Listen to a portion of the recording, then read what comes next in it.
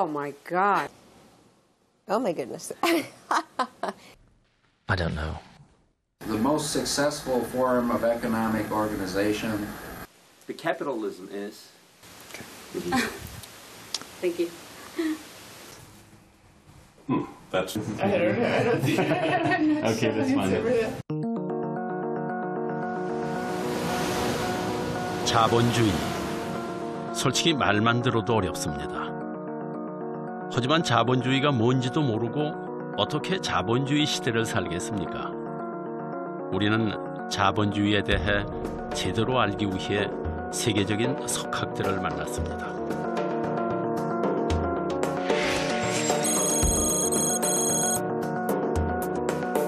Capitalism is the free market system. Finance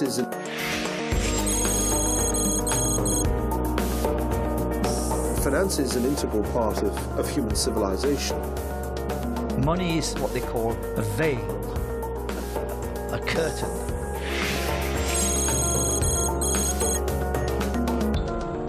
You must pull away to look at the real workings of the economy. So basically money in modern economies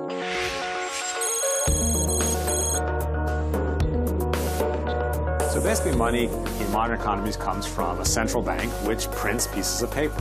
The central bank.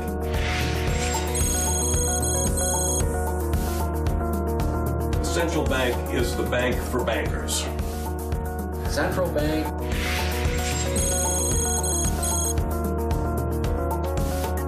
Central bank is a financial institution that works to stabilize an economy financially and alleviate depressions. So what they're doing, it's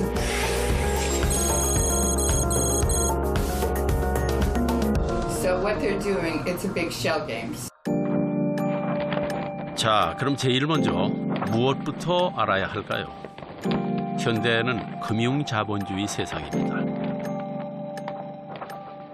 금융, 즉 돈이 지배하는 세상이라는 뜻이죠.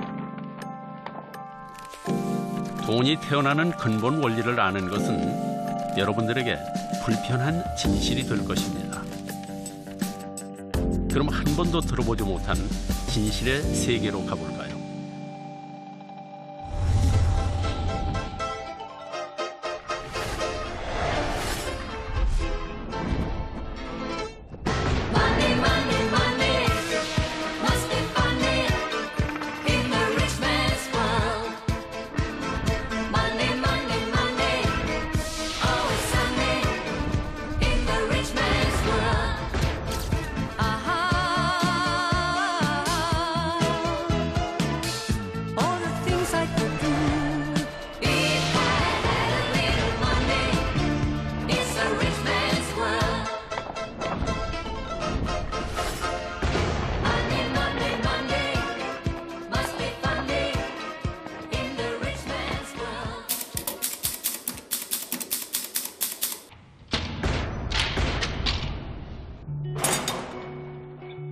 자본주의 세상에서 돈 없이는 한순간도 살 수 없습니다.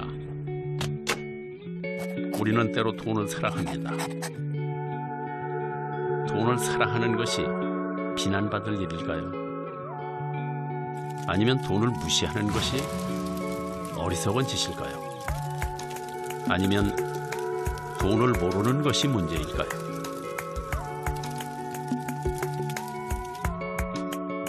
금융 자본주의 시스템은 우리나라에서 만든 시스템이 아닙니다. 영국에서 시작돼서 미국에서 발전된 시스템입니다. 우리뿐만 아니라 전 세계의 금융 시스템은 대동소이합니다. 우리는 오늘 때로는 미국이나 영국 얘기를, 때로는 한국 이야기를 할 것입니다. 그러나 이들은 서로 다르지 않습니다. 돈이 도는 근본 원리는 다 똑같기 때문입니다. 돈이란 도대체 무엇일까요? 역시 어려운 질문입니다. 그래서 쉽게 물가 얘기부터 해보도록 하겠습니다. 우리 어렸을 때는 짜장면 한 그릇이면 정말 최고의 외식거리였습니다. 그때 돈으로 15원. 그런데 요즘 짜장면 한 그릇 먹으려면 보통 4,500원은 내야 합니다. 50년 동안에 무려 300배. 자, 뭐 짜장면뿐이겠습니까? 오늘 물가 다르고 내일 물가 다르다는 말이 괜한 소리가 아니죠. 시장만 갔다 오면 나날이 훌쭉해지는 장바구니에 한숨이 절로 나오죠. 도대체 물가는 왜 자꾸만 오르기만 하는 걸까요?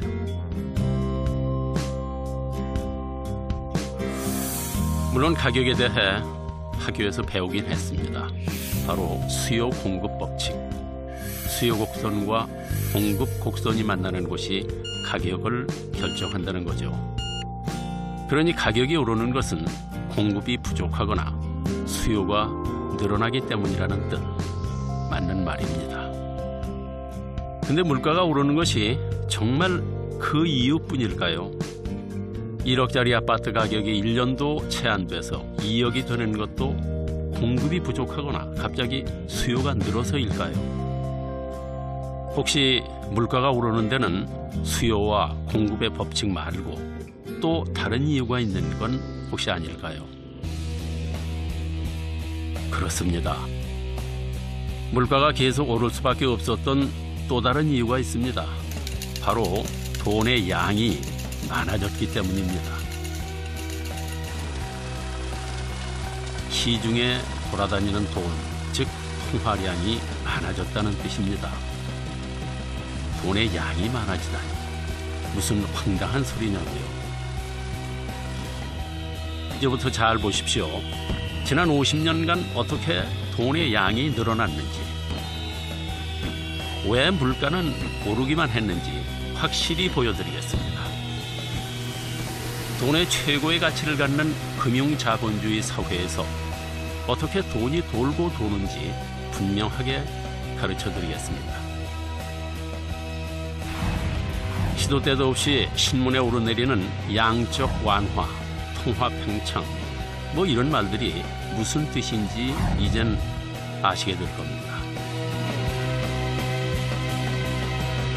이제부터 여러분은 금융자본주의라는 숲을 보시게 될 겁니다. 자, 그럼 돈이 어디에서 나오는지, 어떻게 돌고 도는지부터 알아볼까요? Where the money from? I work for the money. My job gives me money. Do we know how it works? I'm not really. I don't know enough about it to kind of. You know who print out the money and who made?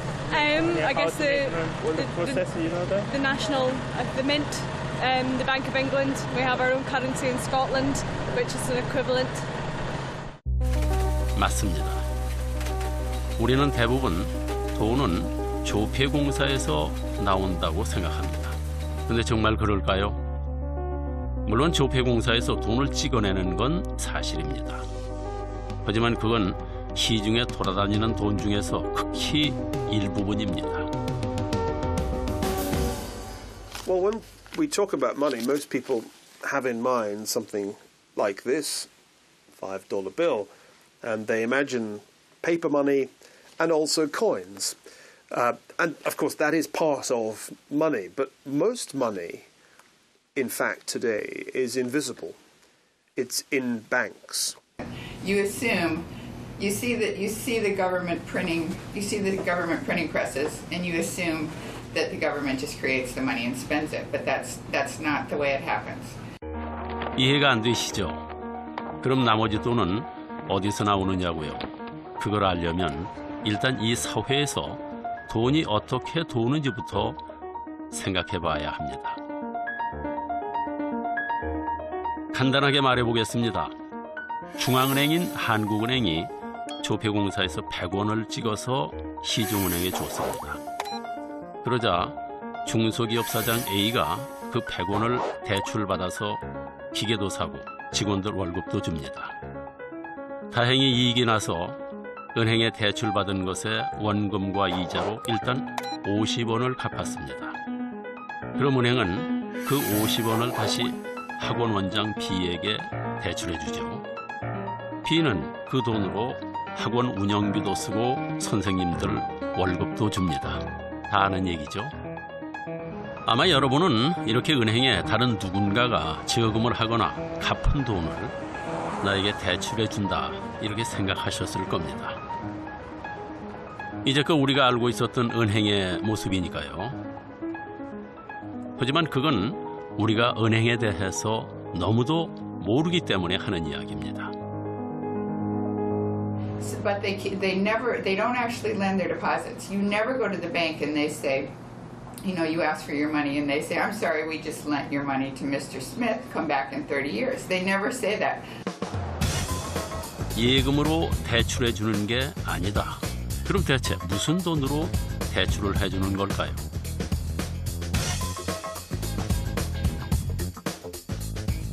생각해 보십시오. 만약 방금 얘기했던 것처럼 돈이 돈다면 시중에 있는 돈은 딱 100원뿐입니다. 말도 안 됩니다. 조금 전에 분명히 조폐공사에서 찍은 돈보다 훨씬 더 많은 돈이 시중에 돌아다닌다 이렇게 말씀을 드렸죠. 시중에 있는 돈은 당연히 100원보다 훨씬 많습니다. 그럼 어떻게 찍어내지도 않은 돈이 돌아다닐 수 있는 걸까요? 내가 100원을 벌어서 그대로 금고에 넣어두면 돈은 계속 100원뿐입니다. 은행도 마찬가지죠. 내가 예금한 100원을 그대로 두면 돈은 계속 100원뿐입니다. 그런데 은행은 이걸 그냥 넣어두지 않습니다. 은행은 그중에서 10원만 남겨두면 나머지 90원을 대출해 줄 수 있습니다. 그걸 A가 대출했습니다. 근데 이상하지 않습니까? 내 통장에는 분명히 100원이 찍혀 있는데 A가 대출한 금액은 90원. 이제 나와 A 두 사람이 마음대로 꺼내 쓸 수 있는 돈은 190원이 됐습니다. 100원이 어떻게 190원이 된 걸까요? 알쏭달쏭하죠? 수학 방정식에 집어넣어 봐도 전혀 맞지 않는 계산입니다. 뭐 듣고 보니 궁금하지 않으십니까? 어떻게 갑자기 90원이 생겼을까요? 그리고 왜 은행은 100원을 다 대출해 주지 않고 10원을 남겼을까요? 약속 때문입니다. 정부랑 은행이랑 약속한 겁니다. 100원이 들어오면 은행은 10원을 남기고 나머지 90원은 대출해 주어도 된다고 정부가 허락해 준 것입니다. 그래서 없던 돈 90원이 갑자기 생기게 된 겁니다. 못 믿으시겠다고요? 보세요. 분명히 경제학 교재에도 쓰여 있습니다.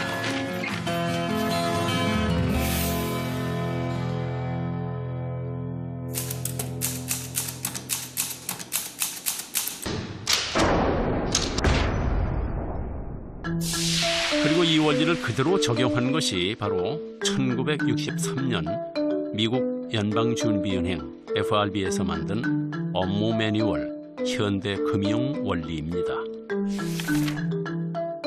이 문서는 돈의 탄생 원리에 대해서 정확하게 설명하고 있습니다. 그 규정에 따르면 10%를 부분 지급 준비율로 갖고 있게 되어 있습니다.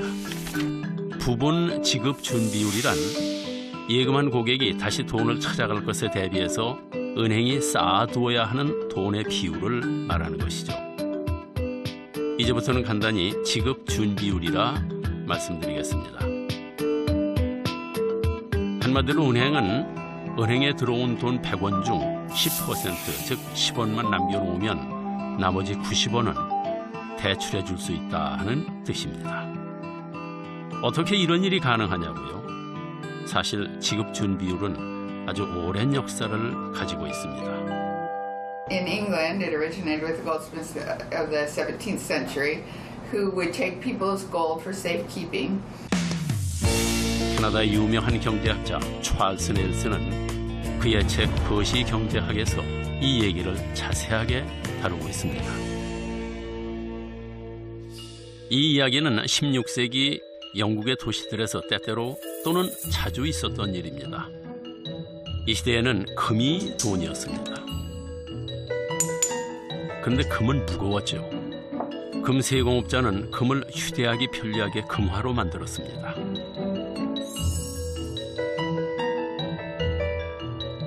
그리고 그걸 보관하기 위해 금고를 마련했죠.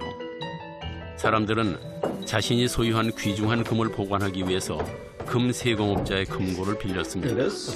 그럼 금세공업자는 보관증을 써주었죠. 보관증만 가져오면 언제든 금을 내주겠다 하는 뜻입니다. 물론 보관료도 받았습니다.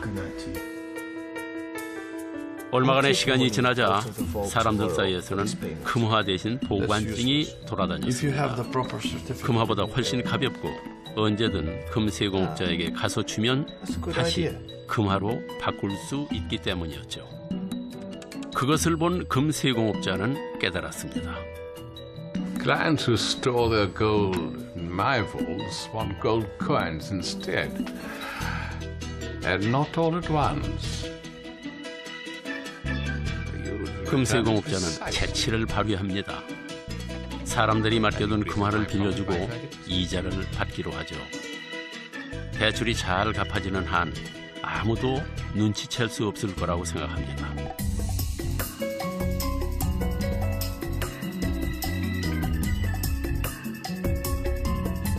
금세공업자는 고객의 금화를 돈이 필요한 사람들에게 대출해 줬습니다.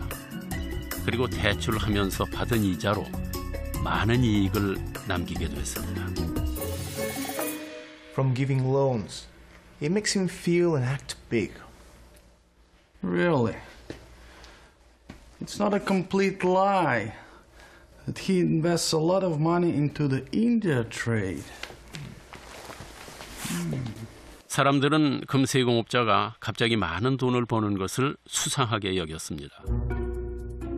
하지만 곧 자신들의 금화로 대출을 해주고 이자를 받는다는 사실을 알게 됐죠. You look good these days. 사람들은 금세공업자에게 가서 항의했습니다. You have enough gold coins to fill Big Ben. My gold is safe with you? 그러자 금세공업자는 제안을 합니다.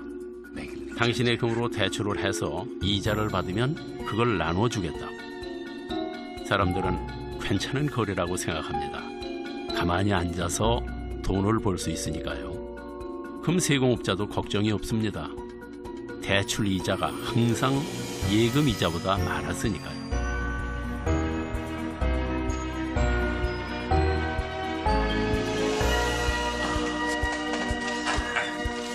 하지만 금세공업자는 더 욕심이 생겼습니다.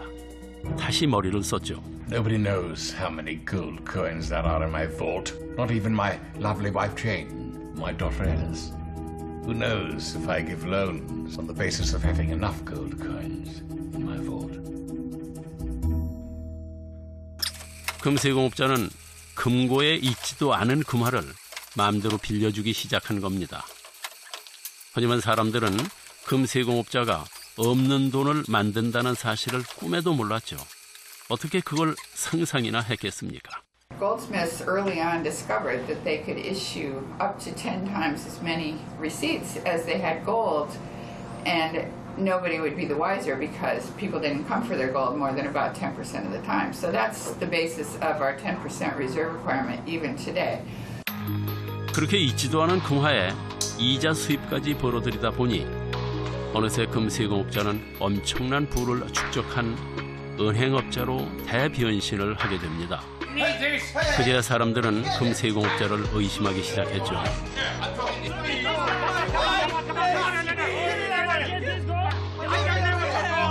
갑자기 몇몇 부유한 예금주들이 은행에 나타나서 그들의 금화를 모두 가져가 버렸습니다. 뒤늦게 금화를 찾아온 사람들이 보관증 대신 금화를 내놓으라 했지만 이미 늦은 일이었죠. 있지도 않은 금화까지 빌려주었으니까요. 바로 뱅크런이 일어난 것입니다. 은행에 돈을 맡긴 사람들이 한꺼번에 돈을 인출하는 현상, 뱅크런. 현대에도 아무리 건전한 은행일지라도 뱅크런이 일어나면 망하게 돼 있습니다. 은행이 가장 두려워하는 일이죠.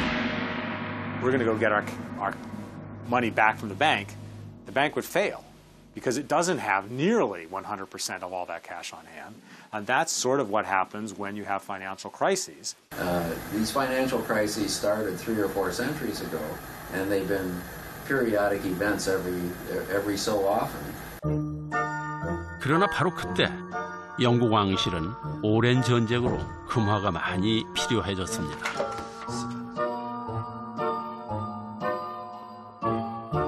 I have a proposal for you.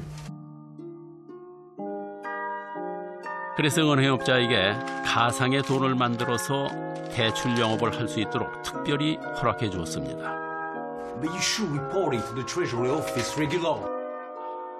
은행의 이름에 들어있는 chartered는 바로 면허받은, 공인된이라는 뜻입니다.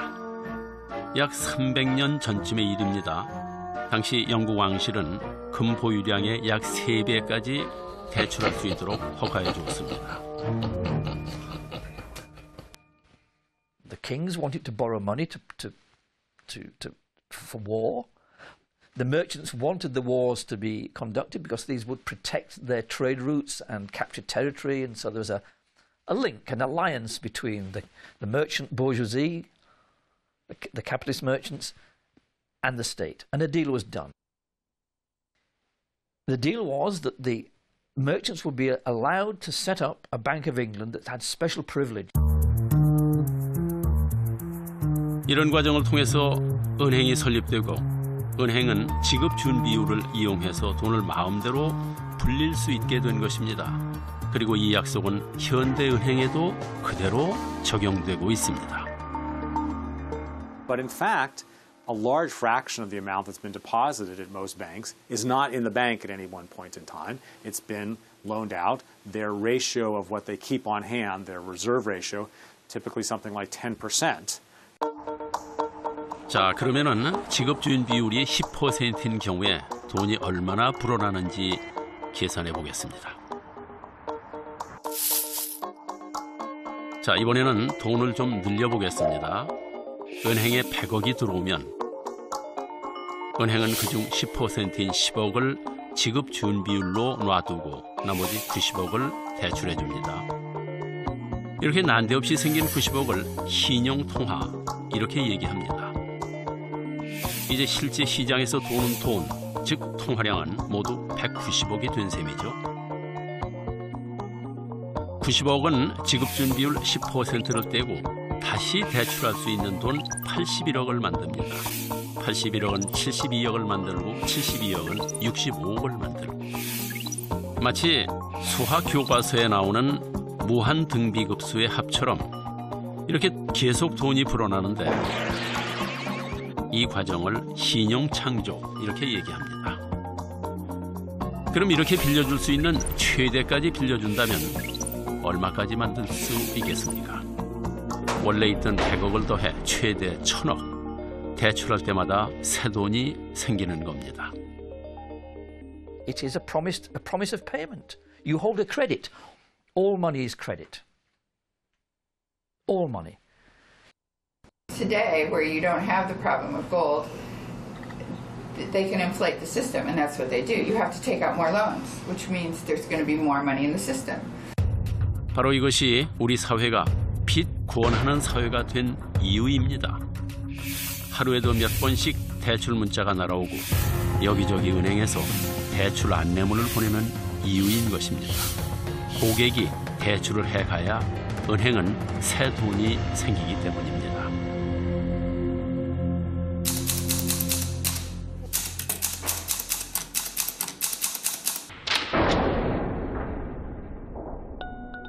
지급 준비율이 적을수록 은행은 더 적은 돈만 남기면 됩니다.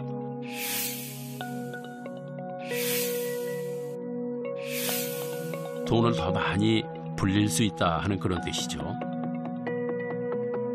우리나라는 중앙은행인 한국은행이 결정합니다. 우리나라의 현재 지급 준비율은 평균 3.5% 내외. 자, 그럼 평균 지급 준비율을 3.5%다 이렇게 가정하고 돈이 얼마나 불어나는지 볼까요? 한국은행이 애플은행에 5천억 원을 대출로 공급합니다. 그럼 F은행은 이 돈을 대기업 사장 남자 1호에게 대출해 주죠. 남자 1호는 그 돈을 A에게 재료값으로 줍니다. A는 그 중에서 5% 정도인 250억 원을 회사 금고에 현찰로 넣어놓고 쓰고 나머지 4,750억 원은 은행 통장에 예금해놓고 사용한다고 가정하겠습니다. 이 돈은 오렌지은행의 A의 예금 계좌로 들어가게 됩니다. 그럼 오렌지은행은 A가 예금한 돈의 3.5%인 166억 3천만 원을 지급준비금으로 떼어놓습니다. 그리고 나머지 4,583억 8천만 원을 남자 2호에게 대출해주죠. 남자 2호는 B씨에게 지불하고 B씨는 역시 5% 정도만 현찰로 두고 나머지 금액은 바나나 은행에 예치합니다. 이런 식으로 계속 반복되죠. 그럼 얼마로 늘어날까요? 대출할 수 있을 때까지 다 대출한 경우에 모두 6조 60억 원이 됩니다. 5천억이 6조 60억이 되다니 신기할 따름이죠. 여하튼 새 돈이 생기는 방법은 아주 간단합니다. The basic unit of account in a financial system, the money, is mostly just invisible and exists only as entries on a computer screen. So what they're doing, it's a big shell game. So basically what they're saying, we don't necessarily have the money, but when you come for it, we'll get the money. We'll get it real quick. So they can write you in advance. 새 돈이 만들어지는 과정은 뚜껑을 열 때마다 살짝 더 작은 인형이 나오는 러시아 인형과 같습니다. 돈은 은행에 들어갈 때마다 계속 불어나게 돼 있습니다.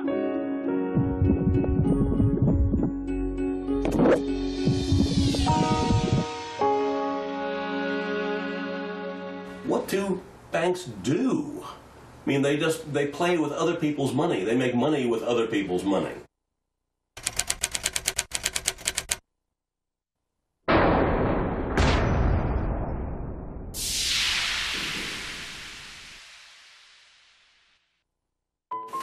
이제는 시중에 돌고 있는 돈이 조폐공사에서 찍어낸 돈보다 훨씬 많다는 사실을 믿으시겠습니까?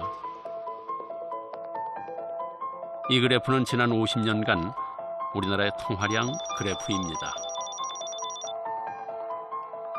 그리고 이 그래프는 지난 50년간 우리나라의 물가 그래프입니다. 그런데 두 그래프를 비교해보면 기울기가 비슷하지 않습니까? 통화량이 늘어난 만큼 물가가 올랐다는 것을 알 수 있습니다. 금값을 보면 물가가 얼마나 올랐는지 더 확실하게 알 수 있습니다. 1970년 1,000달러를 가지면 금 28온스를 살 수 있었습니다.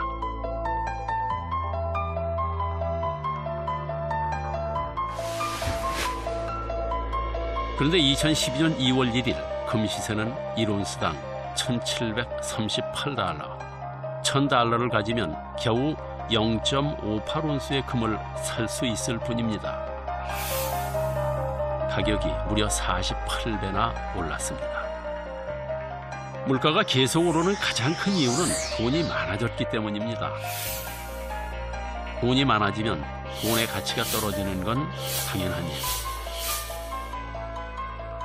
그리고 이렇게 통화량이 증가해서 화폐의 가치가 떨어지고 물가가 오르는 현상을 통화팽창, 인플레이션이라고 말합니다.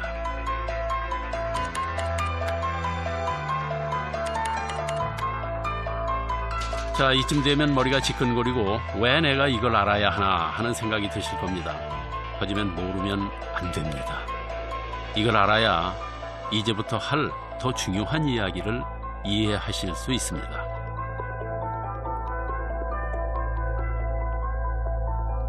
Capitalism. Capitalism. Capitalism. Capitalism. Capitalism. Capitalism. Capitalism. Capitalism. Capitalism. Capitalism. Oh my God. You want me to say something about capitalism?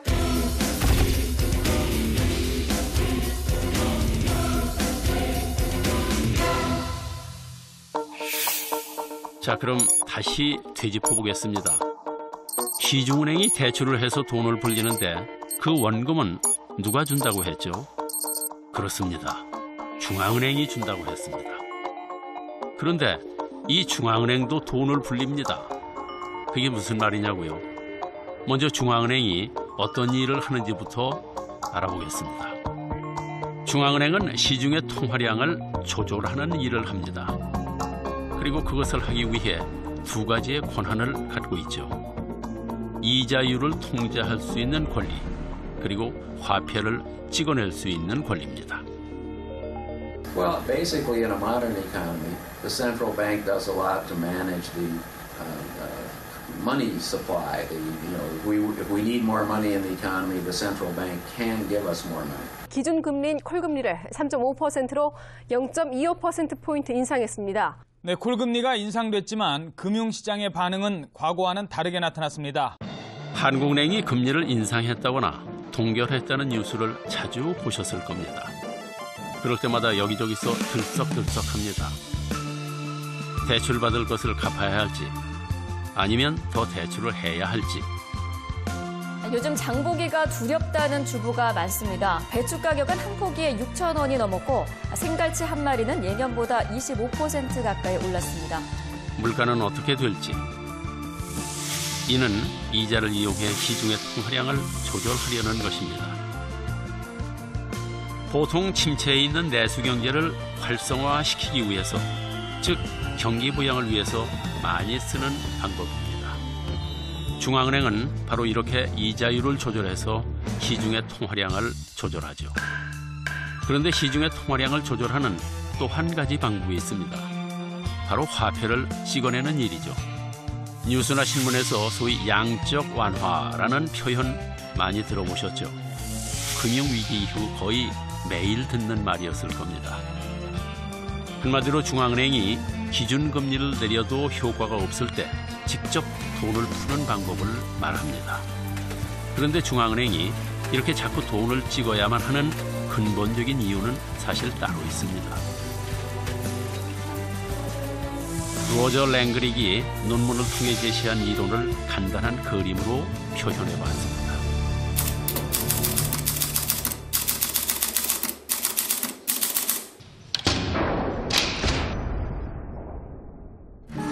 섬이 하나 있습니다. 이 섬은 외부와 전혀 소통하지 않는 단일한 통화 체제를 갖고 있다고 가정해 보겠습니다. 이 섬에는 중앙은행 A와 시민 B, 시민 C 세 사람이 삽니다. 중앙은행 A가 발행한 돈은 딱 10,000원. 이 돈을 시민 B가 연이율 5%로 빌렸습니다. 그러니까 1년 뒤에 이자 500원을 더해 1,500원으로 갚기로 한 것이죠. B는 빌린 10,000원을 주고 C에게서 배를 한 척 삽니다. B는 열심히 고기를 잡아 돈을 봅니다. 자, 그럼 B는 과연 1년 뒤에 1,500원을 갚을 수 있을까요? 답은 갚을 수 없다입니다. 왜냐하면 섬에 있는 돈은 딱 10,000원. 이자 500원은 어디에도 없기 때문입니다. 은행 시스템에는 애초에 이자가 없습니다. 그럼 어떻게 할까요? 이자를 갚으려면 방법은 딱 하나. 다시 돈을 찍어낼 수밖에 없습니다. 중앙은행 A가 500원을 더 발행하고 그걸 누군가 대출하는 겁니다. 이제 섬에 있는 돈은 모두 1,500원. 만약 B가 열심히 일해서 섬에 있는 돈을 모조리 벌면 빌린 돈과 이자를 다 갚을 수 있게 되죠. 그런데 가만. 그럼 D가 빌린 500원의 원금과 이자는 또 어떻게 될까요? 또 만들어야 하고 또 누군가 빌려야 합니다. 결론은 이자가 없기 때문에 중앙은행은 계속 돈을 찍어낼 수밖에 없는 것입니다. The only way to get the money to pay the interest on the previous loans is to take out more loans, and that will expand the money supply, which will devalue the value of any particular piece of currency. In other words, because there are more of them, they're going to buy less. You're going to have inflation. Okay? So each dollar bill will be able to buy less goods and services. So when governments print money, you get inflation. 은행이 대출을 통해 돈을 불리는 경우뿐만 아니라 중앙은행이 화폐를 찍어 돈을 불리는 경우에도 인플레이션이 발생합니다. 사실 인플레이션은 누구나 다 좋아합니다. 일단 돈이 많이 도니까 흥청망청 쓸 수 있는 것이죠. 집도 사고 차도 사고 잘 사는 것 같습니다. 아무도 나중에 어떻게 될지는 생각하지 않습니다. 인플레이션이 얼마나 위험한 것인지 잘 모르는 것이죠.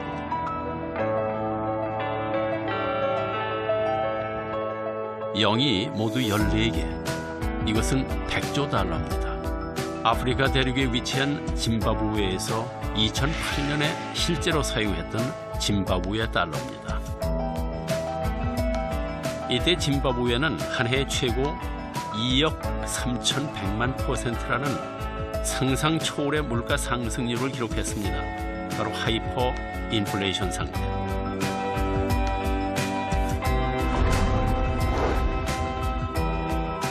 (40여 년을) 통치한 무가베 대통령의 무제한 정책이 바로 그 원인이었습니다.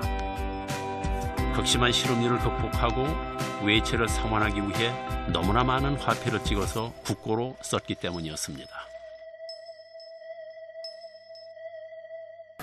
So if you have too much money created in a short period of time, generally you'll have inflation. And so that's the danger. If the Federal Reserve creates too much money, you might have inflation. 지금까지 중앙은행이 왜 돈을 불리는지 그리고 과도한 경우에 어떤 일이 벌어지는지에 대해 알아봤습니다. 그런데 우리의 통화 시스템에는 항상 이자가 없다는 사실은 또 다른 끔찍한 상황을 만듭니다. B는 대출한 돈 10,000원과 이자 500원을 갚기 위해 열심히 일했습니다. 그래서 섬에 있는 1,500원을 다 벌어 빚을 갚았습니다. 그럼 D는 은행에서 빌린 500원을 어떻게 갚을까요? 당연히 못 갚습니다. 파산하게 되는 거죠. 즉, 내가 이자를 갚으려면 누군가의 대출금을 가져와야 합니다.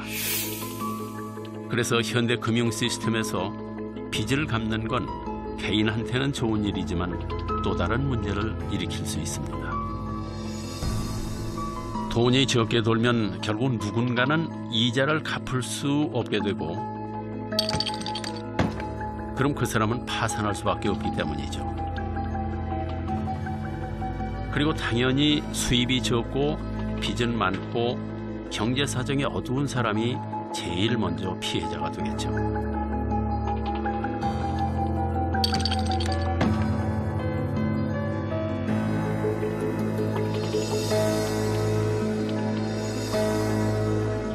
이 세상에는 여러 보존의 법칙이 있습니다. 에너지 보존 법칙, 운동량 보존 법칙 등등. 현대 금융 시스템은 바로 빚 보존 법칙이 지배하는 시스템이죠. 누군가 빚을 갚으면 누군가는 파산하게 됩니다. 모든 돈이 빚에서부터 시작되기 때문입니다. 그래서 자본주의 사회는 경쟁이 필연적입니다. 이자 시스템이 존재하는 한 다른 이의 돈을 뺏기 위해 경쟁할 수밖에 없게 되어 있습니다. 우리는 저마다 살아남기 위해 싸웁니다. 바로 이것이 우리가 매일 돈 하고 사는 이유죠.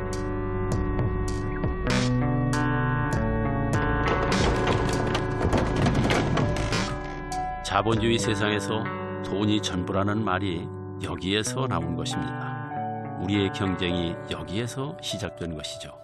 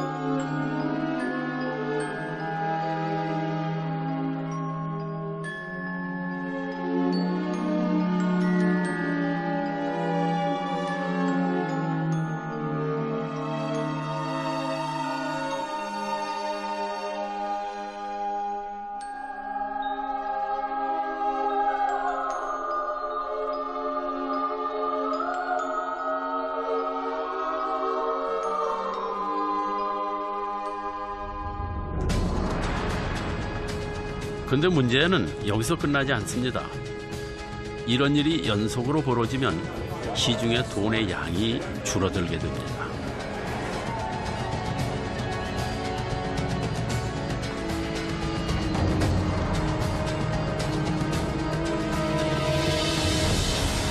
돈이 부족하니 돈을 못 갚는 사람들이 더 급격하게 늘어납니다. 대량 부도 사태가 속출하고 파산하게 됩니다. 통화량도 계속 줄어듭니다.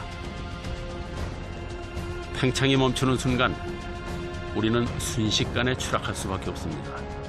바로 디플레이션이 시작된 것입니다.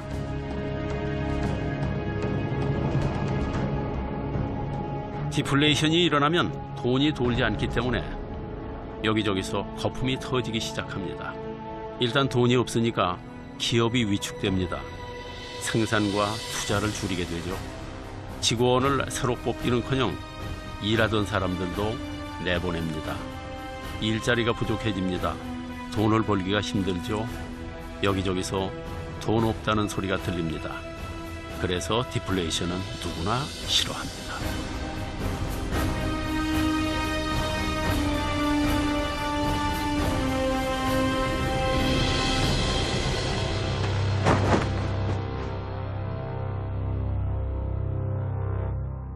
I think around the world, credit has collapsed. It's still in a deflationary phase. There's not enough money. You can see that in the EU. All those countries are in debt. Who are they in debt to? It's because there's not enough money to pay off their debts plus interest. 이렇게 인플레이션 후에 디플레이션이 오는 것은 숙명과도 같은 일입니다. 왜냐하면 호황이 진정한 돈이 아닌 빚으로 쌓아 올린 것이기 때문입니다. 상품을 만들어 번 돈이 아니라 인플레이션으로 만든 돈, 일해서 번 돈이 아니라 빌린 돈이기 때문입니다. 경제에도 사계절이 있는 겁니다. 여름이 지나면 가을, 겨울이 오는 법이죠. 그럼 궁금해집니다. 겨울이 온다는 걸 미리 알 수는 없는 일일까요? While it's true that it's extremely difficult to know exactly when crash is going to occur, just as it's very difficult to predict exactly when an earthquake is going to occur, it is not hard to know when a system is in danger of having a crash, just as we know from the theory of geology, of seismology, which areas are likely to have earthquakes. 1925년 러시아의 경제학자 니콜라이 콘드라티예프는 자본주의 경제 환경에서는 장기 순환 주기가 존재한다는 사실을 발견했습니다. 그리고 그 주기가 48년에서 60년 정도 된다는 결론을 내렸죠. 금세기의 대표적인 경제학자 가운데 한 명 슈페터 역시 자본주의 경제는 물결처럼 상승과 하강을 반복한다고 주장했습니다. 그리고 이를 콘드라티예프 파동, 이렇게 이름을 붙였습니다. 자, 그럼 이제 우리가 어디에 와 있는지 볼까요? 미국의 콘드라티예프 주기의 겨울은 2000년부터 이미 시작됐습니다. 2007년부터 시작한 급격한 이자율 하락은 디플레이션의 절정을 보여주고 있습니다. 금융회사들은 빚을 갚을 능력이 없는 사람들에게까지 돈을 대출해 준 것입니다. 바로 모기지죠. 그것으로 그들은 집을 사고 차를 샀습니다. 빌릴 수 있는 사람은 다 빌렸고 빌려서는 안 되는 사람까지도 다 빌렸습니다.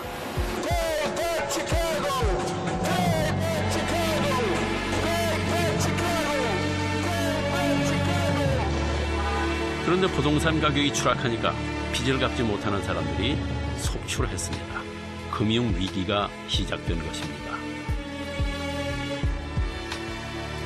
우리나라도 상황은 비슷합니다. 우리의 아버지들은 집값은 항상 오르는 것으로 알았습니다. 하지만 그건 콘드라 TF 주기의 여름에 사셨기 때문입니다. 이제 우리는 부동산 가격이 계속 떨어지는 것을 두 눈으로 목격하고 있습니다. 이제 왜 금융위기가 일어났는지, 왜 해결될 기미가 보이지 않는지, 왜 부동산 가격이 좀처럼 오르지 않는지, 왜 젊은 사람들이 취직을 못하는지 아시겠습니까?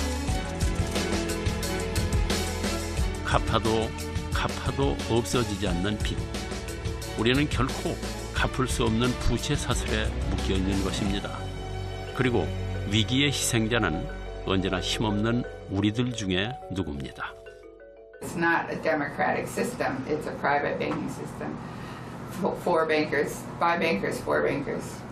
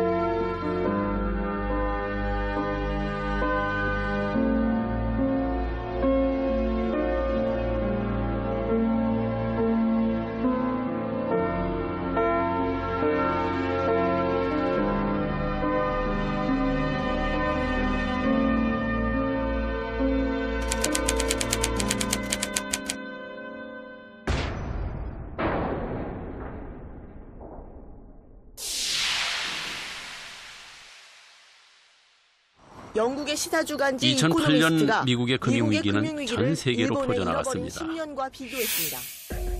뉴스와 신문은 연일 미국의 FRB가 무엇을 했는지, 미국의 경제 상황이 어떤지, 그래서 우리나라의 전망은 어떤지를 분석하는 기사를 쏟아냈습니다.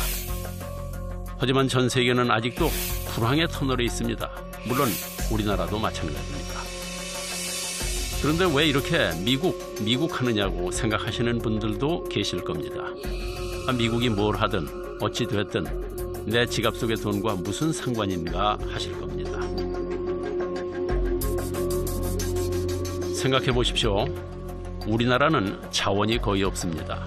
석유도 철광석도 나무도 거의 다 수입하죠. 그런데 그런 걸 사려면 달러가 필요합니다. 세계의 수많은 돈 중에서 가장 의미 있는 돈은 달러뿐입니다. 달러가 기축통화이기 때문이죠. 자, 그럼 달러는 어떻게 세계 기축통화가 됐을까요?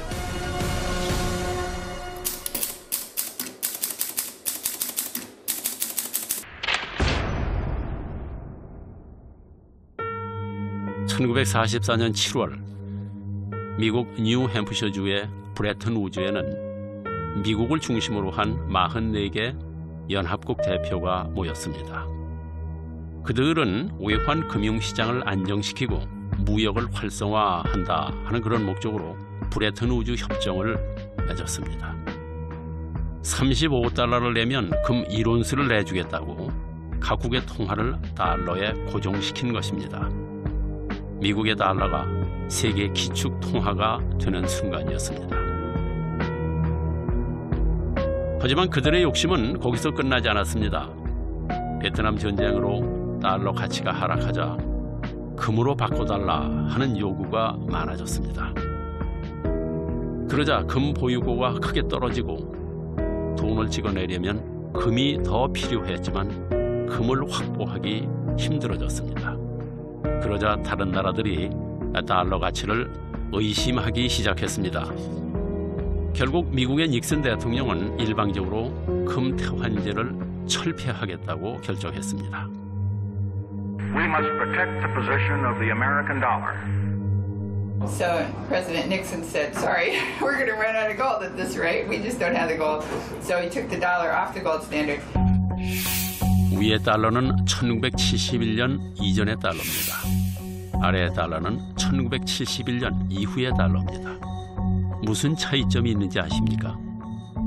1971년 이전의 달러는 은행에 가면 언제든지 금으로 바꿔주겠다 이렇게 쓰여 있습니다. 그러나 71년 이후의 달러는 금과 무관합니다. 종이돈일 뿐입니다. 1971년은 달러가 금으로부터 자유로워진 역사적인 순간이었습니다. 이제 미국이 원하기만 하면 마음대로 돈을 만들 수 있게 된 것입니다. 자, 그럼 여기서 잠깐 상식 테스트 한번 해보겠습니다. 달러는 누가 찍어낼까요? 1번 미국 정부, 2번 민간은행. 답은 뭐겠습니까? 2번 민간은행입니다. 달러는 미국 연방준비은행, 즉 Federal Reserve Bank, 흔히 FRB라 이렇게 부르죠. 바로 이 FRB에서 찍어냅니다. 우리나라의 한국은행과 같은 중앙은행이죠. 그런데 좀 다릅니다. 한국은행은 정부기관입니다. 하지만 FRB의 Federal이 정말 연방정부의 라는 뜻일까요? 그건 미국의 전화번호부만 찾아봐도 금방 알 수 있습니다. 먼저 연방란을 찾아보겠습니다. 연방란에는 없습니다. 자, 그럼 민간 기업란으로 가보겠습니다. Federal Reserve Bank. 있네요. 민간 기업란에 있습니다. FRB는 정부 기관이 아닙니다.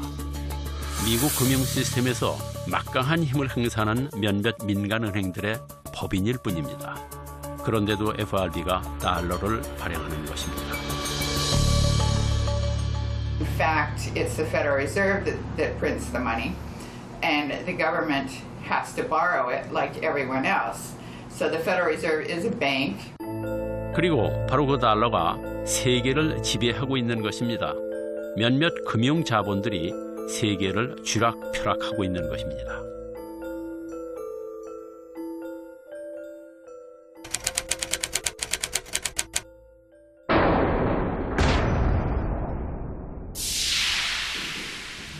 There's an old saying that, the United States sneezes, the rest of the world catches cold. Well, people have been talking about becoming less dependent on the United States, so finding a new reserve currency, for instance.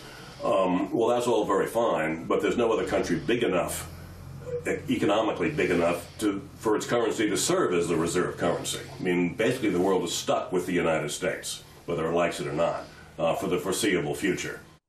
결국 전 세계는 미국 금융의 운명을 맡기고 있습니다.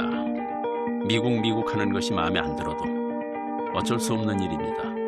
그래서 돈의 흐름을 알려면 미국의 정책을 알아야 합니다. 이것이 바로 나의 지갑이 세계 경제와 그리고 미국 경제와 연결돼 있는 이유입니다.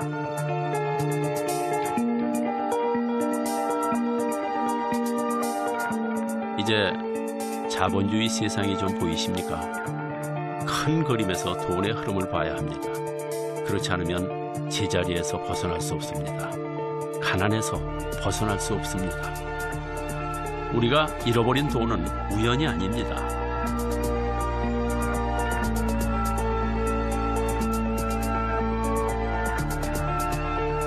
시작부터 잘못된 통화정책과 탐욕스러운 금융자본의 그 첫 번째 책임이 있습니다. 물론 빚으로 만든 돈을 흥청망청 쓴 우리의 잘못도 큽니다. 하지만 확실한 건 돈이 돌아가는 원리를 모르면 희생자가 될 수밖에 없다는 사실입니다. 돈을 최고의 가치로 여기는 금융자본주의 세상에서 빚은 돈입니다. 돈은 빚입니다. 이자가 없는 세상에서 우리는 언제 의자를 뺏길지 모릅니다. 그래서 우리는 돈의 노예, 빚의 노예일 수밖에 없는 것입니다. 나무가 아닌 숲을 보는 안목이 필요합니다.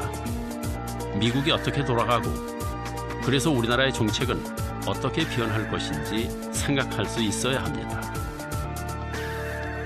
지금이 디플레이션의 시대인 것도 아셨을 겁니다. 그러니 지금 당장 빚을 내라고 흥청망청 쓰라고 유혹하는 목소리가 들릴지라도 스스로 중심을 잡고 판단하셔야 되겠습니다. 나와 내 가족을 지켜야 합니다. 그래도 참 다행입니다. 추운 겨울을 잘 지내면 따뜻한 봄이 올 테니까요. 여러분 만나 뵙게 되어 반갑습니다. 저는 미스터 M이라고 합니다. 지금부터 제가 여러분에게 10여 분간 상식적이진 않지만 사실이라면 놀라운 재테크를 하나 소개해 드릴까 합니다. 이미 많은 평범한 분들을 부자로 바꿔놓은 이 이야기를 듣는데 드는 10분이란 시간은 그리 긴 시간은 아닐 것입니다. 상식이냐 아니냐의 문제보다 사실이냐 아니냐의 문제로 관점을 바꾸시고 들으신다면 더욱 공감하게 되실 겁니다. 자, 이제 삶의 이야기를 해보겠습니다. 우리는 모두 태어나서 어린 시절을 거쳐 열심히 공부해서 취직을 하고 결혼을 해서 성실히 살아가다 보면 언젠가 삶의 여유를 갖는 부유한 인생을 맞이하게 된다고 믿어왔으며 또 우리 자녀들에게도 그렇게 가르치며 살아왔습니다. 그렇지 않나요? 그런데 그것은 과연 사실일까요? 현실은 열심히 일하는 것으론 부족하다는 것을 느끼기 때문에 우리는 재테크라는 것에 끊임없는 관심을 기울이는지도 모릅니다. 하지만 적은 자본과 불확실한 정보를 가진 평범한 개인이 재테크로 성공하기란 불가능에 가깝습니다. 지금부터 제가 여러분이 들으시기에는 전혀 상식적이지 않은 재테크를 소개할 텐데 이 재테크의 특징은요. 첫 번째, 아주 적은 자본으로도 시작할 수가 있습니다. 두 번째, 전 세계 많은 나라에서 많은 사람들이 함께하기 때문에 안정성이 상당히 높습니다. 세 번째, 손실이 전혀 발생하지 않습니다. 처음에 말씀드린 대로 전혀 상식적이지 않으시죠? 하지만 사실이냐 아니냐의 문제로 바라봐 주시기 바랍니다.